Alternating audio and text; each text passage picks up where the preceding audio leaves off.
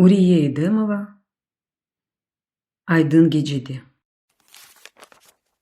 Fevral айынын сонларында bir kaç gün kya toktap, kya zarafatlı yağan karlar yer bağrında çok vakit erimey yattı. Kış ozunun hükümünü bağırge geçirmege tırışkan gibi ayazını hep arttırdı. Bu sertlikке dayanıp olamagan telegraf ağaçları gece gündüz insanlar gibi inlediler. Lakin Mart ayının ortalarında yollar, töpelikler, bayırlarının üstleri bu inat karlardan temizlendiler, karardılar.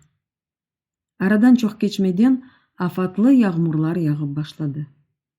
Bu yağmurlar terin karını tez ırıtıp yer bağrına singdirdi.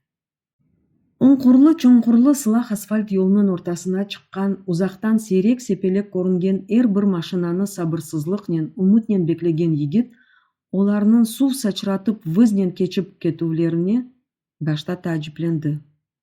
Bularga para kerekmey galiba dep düşündü. Bu al çok tekrarlana bergeninden sabırsızlanıp, açulanıp başladı. Vaziyet böyle devam etse yol içinde kalabilir. Kerim baracak yerine tek bugündegil çoktan berli aşıkka. Başta anasını ve kardeşini kıdırıp işi çokka sürdü. Şükürler olsun, olarnen sağ selamet kavuştu. Lakin ona bildirgenleri gibi anasını ve kardeşini Mırzaçölden degildi, Kaşgadaryadan taptı. Olarını tapmak için kış kıyamet günü bütün Özbekistan'ı aylanıp çıkmak gerek oldu. Kardeşi ösken güzel bir yigit olgan, anası pek azgan. Evvelki şeyin memnun bakışlarından alamet bile kalmagan. Küçücük bir basık evçikке bir kozaydın haberi daha keldi. Yaralı bir zabit cenkten kayta aytkanda Tula şehrinde bulungan. Kömür şahtasında çalışkan çok adamlarımızını görgen. Kerim'nin babasını da anda rast getirgen. Zabitnen Kerim yarı gecege жылақырды etip oturdular. Olarının gayet ağır şarayette yaşaganlarını hatırlagan yaralı zabit koz yaşlarını tutup olamadı. Halklarımız çıkarılmazdan 2 gün evvelsi cenkten kaytıp gelgen yaralı erkeklerini, osmurlarını jıyıp alıp doğru anda aydaganlar. Epısının vesikalarını alıp yok etkenler. Özlerini ise kullar gibi çalıştırtalar. Şahtadaki ağır şarayetke osmurlar dayanıp olamaylar, çыбын gibi kırılalar dedi. Kerim'nin babasının sağlığı bir joruk eken. Korantasымен kavuşmak umutunu gayip etmegen, men tezden korantama kaytırım degen. Kerim'nin anası köy mektebinde çalışa. Kardeşi Ebazir traktör aydavcısına yardımcı. 2-3 mevsim toktamay çalışkan traktorlarını kışta tamir eteler. Kerim onun çalışkan yerine bardı. Anda işlemek için bir türlü şarayet yok. Kolxoznun 2-3 traktoru sundurma tübünde turalar. Olarını tamir etken adamlar soğuktan, kardan, yağmurdan koz açıp olamaylar. Ebazir ve onun dostlarının elleri soğuktan mosmor ola, lakin olar buna kulak asmay hep çalışmağa tırışalар. Böyle şarayette çalışmak sağlıkları için pek haflı ekenini akıllarına bile getirmeyler. Koyunun memuriyeti kayda baka eken dep düşündü Kerim. Aslında Cenk öz hükümünü mında da yaxşı keçirgenini anladı. Mında kalsa bu oğlanlarga büyük yardımlar gösterir. Ama o anası ve kardeşlerinin yanında bir hafta turdu. Lakin bu vakit içinde Alime apte ve onun balalarını, Cevahir'ni tez hatırlap turdu. Bu korantani, hususan Cevahir'ni dersin çok yıllardan berli bile. Olarsız umurunu tasavvur etip olamay. Cevahir'ni gece demek mümkün, düşünde göre bile. Dünyanın Cevahir olarının evlerine musafir olup gelgenini gördü. Dülber saçları çıbavlı, yalın ayak. Yanına çapıp bargan Kerim'ge gamlı, kasevetli alda baktı. Ayakkabılarımı joydum, tapalmayım dedi. Dülber gözleri yigitke imdat soragan gibi baktılar. Kerim sıçrap durmak ona anasının ayakkabılarını vermek istedi, Ләкин не кадар ыдырынса да, отырган еринден кыбырдап оламады. Жебайырдын жаны агырган алда кери чебирилди. Evden çıkıp ketmek istedi. Kerim onun артынан кычырды. Жебайыр, кетме, мен şimdi... Озунун сесинден уянды. Бирден не болганын аңлай алмай, о якка бу якка бакты. Сак тирсеги үстүнө көтөрүлдү, юреги сык-сык урмактайды. Кулагына анасынын сеси чалынды. Уйгунсуз яттың галиба балам, деди раатсызланган алда. Öyle olsa керек, деди Керим, башка бир şey айтмады. Экинчи янбашына чебирилип ятты. О анасына юклап калган кеби көрүнсө де, чок вакытка же Жебайыр акында тушунуп, уянык ятты. Көзлөрү огунден Жебайырдын дүлбер кыяфети, далгалы сачлары, айдын бакышлы эля көзлөрү чекилмедилер. Ана калбы оглунун келгенден бери тушунчеле жүргенини, onu недир раатсызлаганын дуймай калмаган эди. Сабалык емек вактында ана оглуна диккатинен бакты, соңра оңа якынча сүрүлүп отурду. Не үчүн пек раатсыз олуунун себебini сурады. Керим анасынын көзлөрү ичине бакты, башта омузларыны сыкты. Хасталыкны гизлесен арарети ашкерейти дегенлери кеби артык сусмактын чарасы олмаганын аңлады. Анасына Алижинап Алимиапте ve onun балалары акында экей этти. Жебайырдын адыны аңмады. Эски эвчиклеринин дамы салынып зорнен тура эди. Бу кышнын терен карына, баарынын зарафатлы ягмурларына о дам даянып оламагандыр, деди, терен кокус кечирди. Жебайыр ким оглум? Деп сурады анасы. Жебайыр? Керимдин череси бирден кулакларына кызарды. Демек кеже мен кызынын адыны айтып кычырганымны анам эшиткен, деп тушунду. Энди анасына юрегине ачмак вакыты келгенин аңлады. Жебайыр Алимиаптенин кызы. Пек гүзел, акыллы, тербиелүү кыз. Мен onu пек бегендим, деди, анасына бакты. Бүгүн ана. Бүгүндөн кечеюк мен жолга чыкмак, оларга барып хабер алмак керек.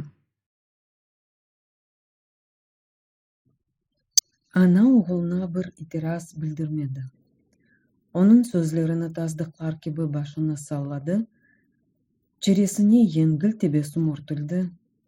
Элбет оглум, мытлакка бармак керексиң, деди. Оглуна жол азырлыгы көреркен, бизлер энди узун көрдүн, мен де кардашың да чалышабыз. Яшамага ерimiz де бар. Мен билесем, кызмет болса, якынларда бабаң да келип чыкар. Керим дерал жолга чыкты, лекин шымды иши чок уймай, оратсызлана.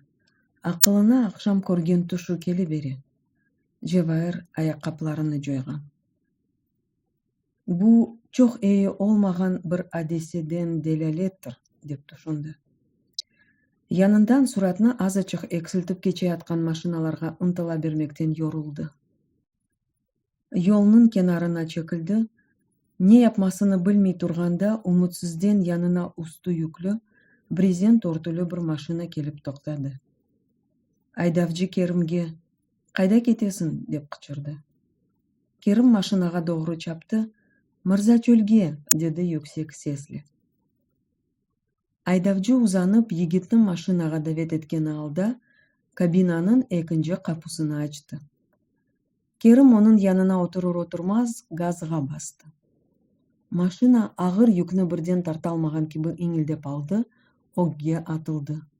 Орта бир суратны элде эткен ыктыяр айдавчы Керимге осук кашлары түбүндөн бакып алды. Сенин яныңдан бүгүн үчүнчү кере кечип кете алмадым. Керим айдавчыга тешеккүр билдирди. Машиналарынын бошу да толусу да мага кулак асмай янымдан кечип кете берелер. Базылары токтой жак кеби суратларына эксилтелер.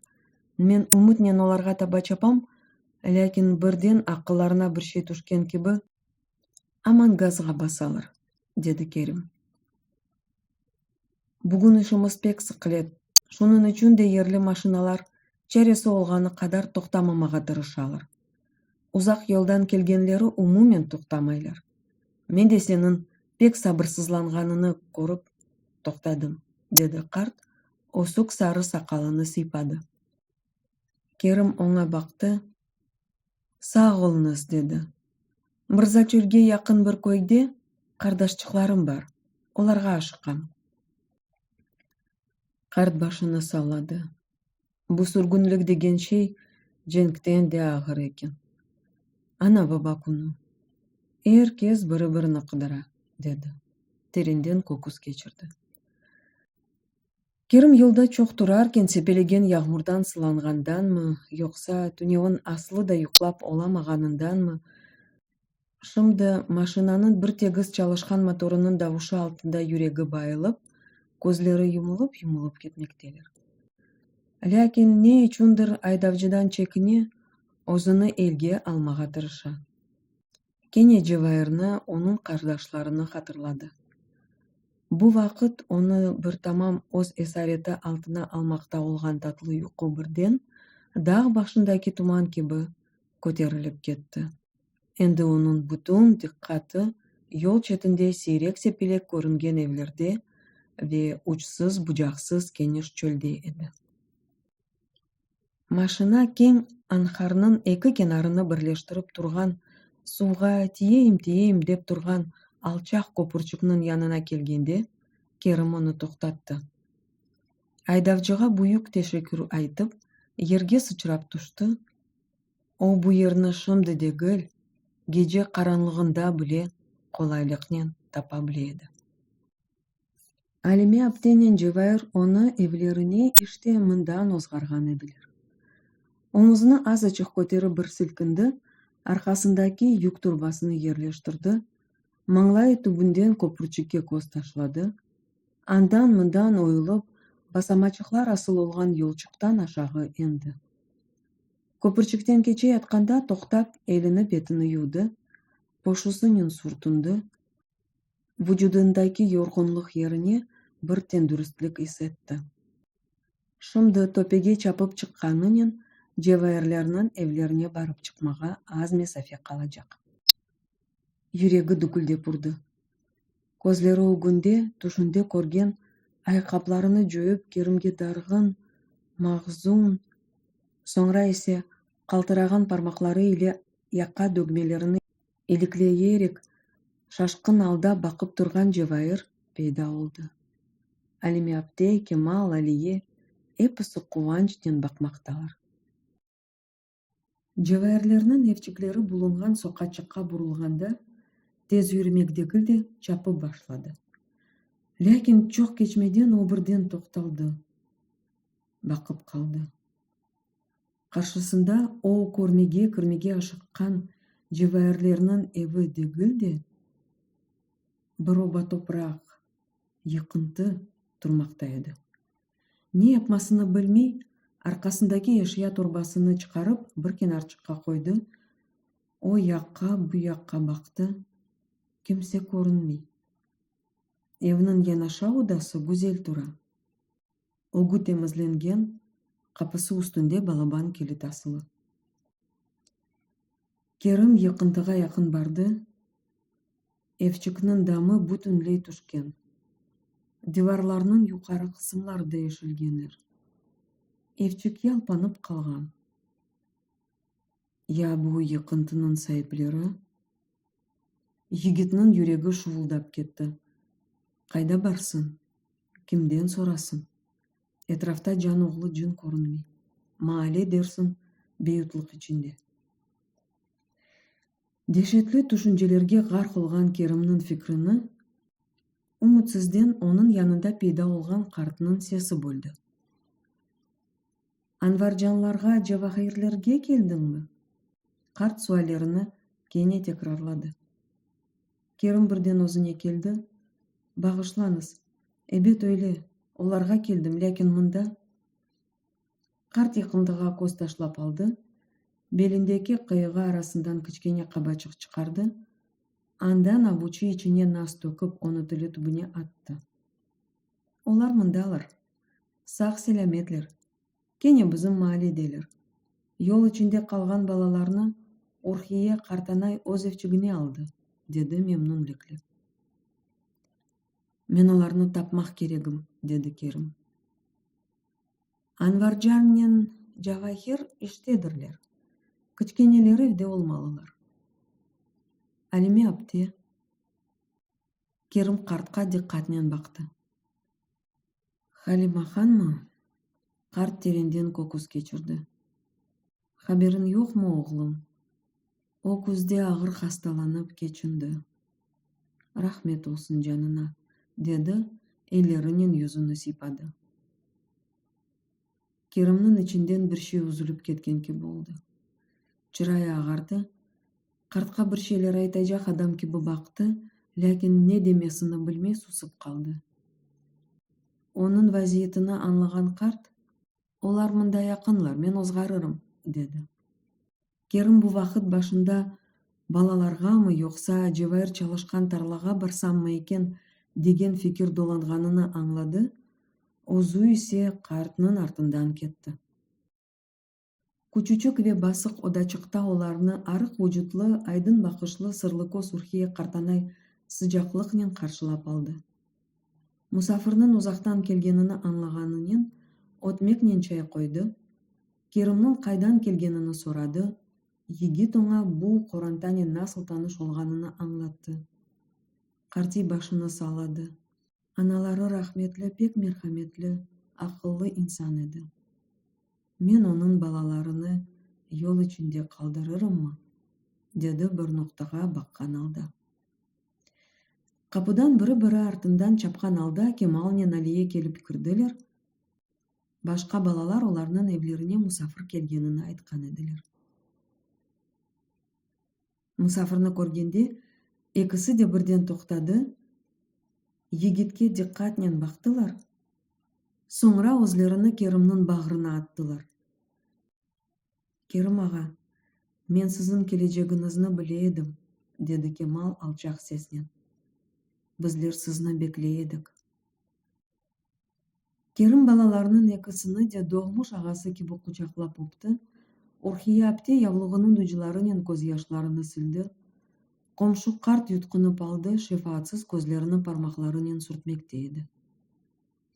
Керим эшия турбасын алып ачты, андан балаларга конфет алып берди. Маса үстүнө эки уч бурум шей койду.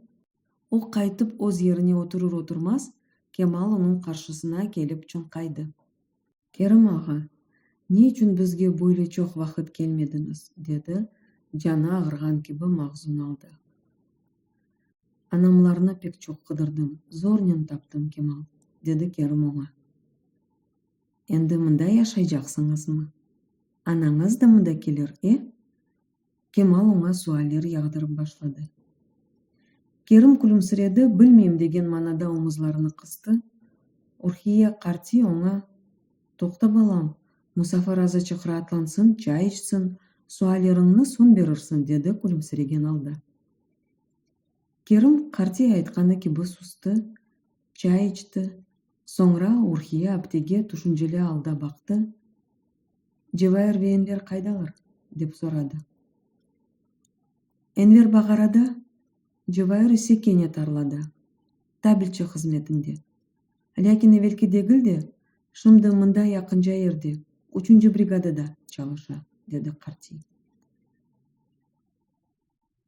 Бир аздан соң Керим эшия турбасын алып аякка турду. "Я шымды кайда кетесиң, огум?" деп сурады карти.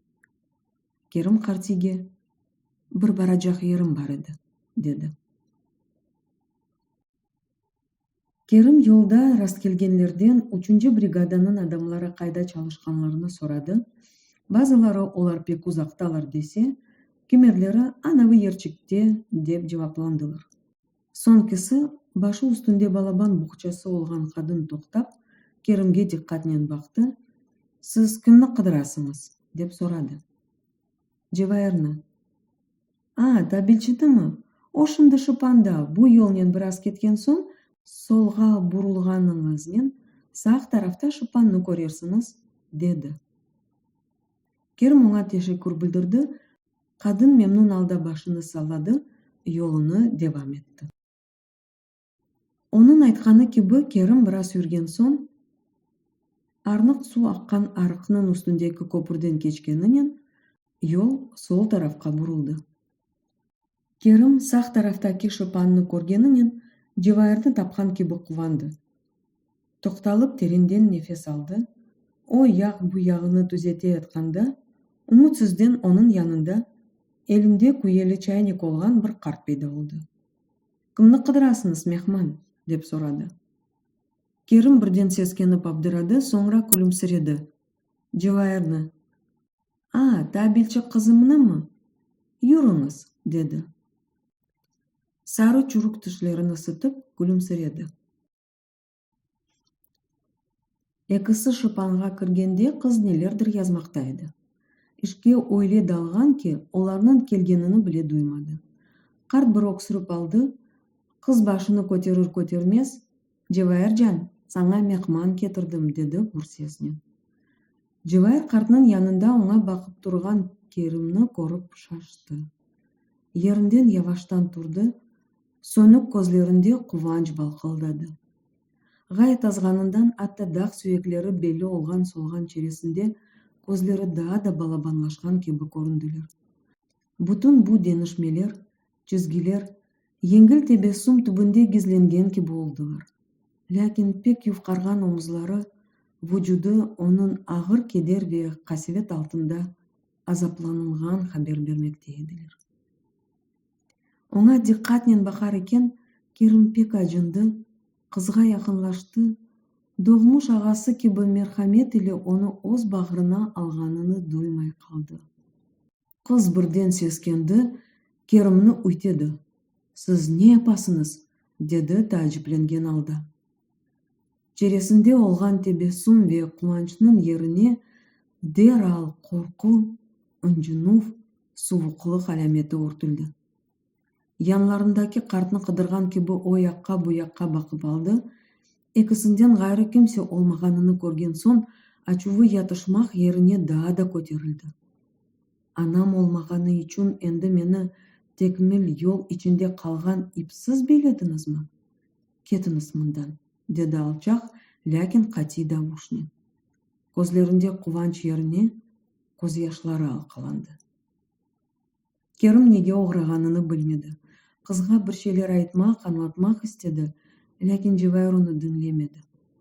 Керімге бұныңнен сүбетіміз бітті жолын башымдан деген кебі бақты.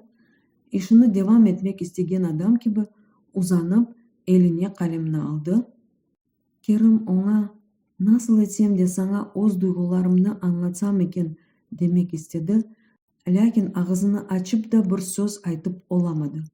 Çünkü Cevahir'nin çırayı endi buz kesilgen edi.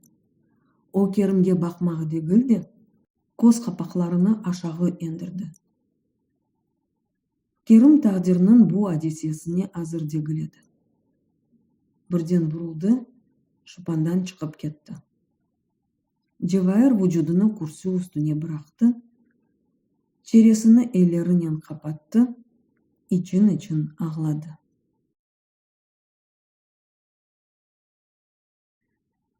Керім yağmur suvu da sarkıp yetiştirmegen çamurlu yoldan açuvlı, dargın, şaşkın alda tez adımlamaktaydı. Ne demek olsun? Бегенген, yarım yıldan beri kalbinde sımasını taşıған sevgen kızı onun kokusundan ötedi. Sert baktı, ketiniz mından dedi. Kerim bir şeyler aytacaktı, gözlerini aşağı indirdi, onu dinlemedi. Ya başta meni көргенде gözlerinde kıvanç balkıldadı, çeresini memnunluk tebessümü aydınlattı da. Toxta sen Kerim. Bütün kabahat özünde degil ekenmi? Ömründe olğanı olacağı bir kere көрген kızını kucaklamak olur mu? Sen elbet candan sevgen kızını böyle көріп şaştın, şaşmaladın, acıdın. Yüreğini merhamet oydu, yaktı. Onun derdini, yangını paylaşmak istedin. Lakin o biçare senin nasıl kalpte ekenini kaydan bilsin? O ketiş bu keliş.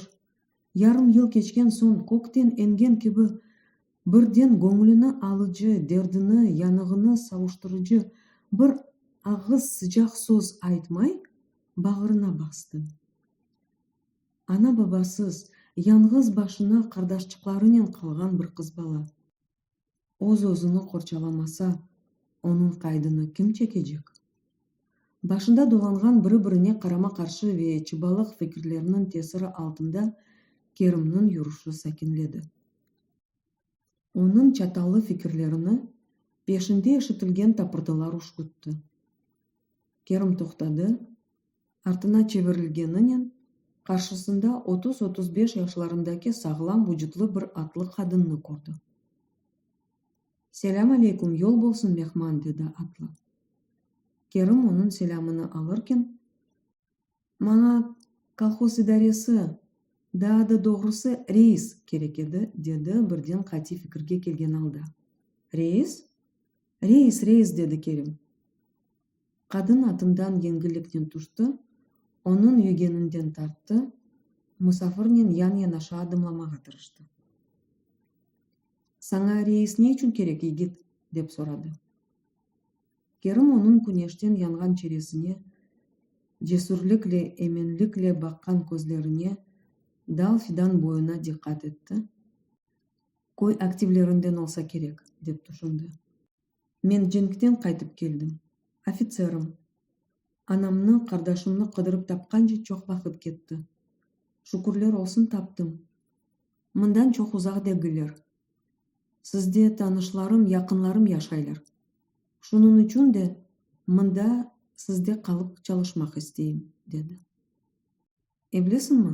деп сұрады қадын. «Yok, ләкин мында çalışsam, отырмаға бір ерчік тапсам, evlenecegim. Я sevген қызың бар ма?»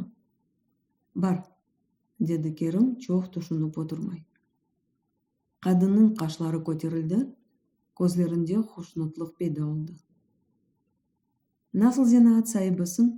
деп сұрады. «Механик, машиналарының тіліні яқшы аңлайым». «Я тракторларны, оларны тамир етмеге білесің ме?» «Оларның көрініші башқа-башқа олса да, моторлары бір түрлі, демек білмек боржылым», деді Керім күлімсіреген алда.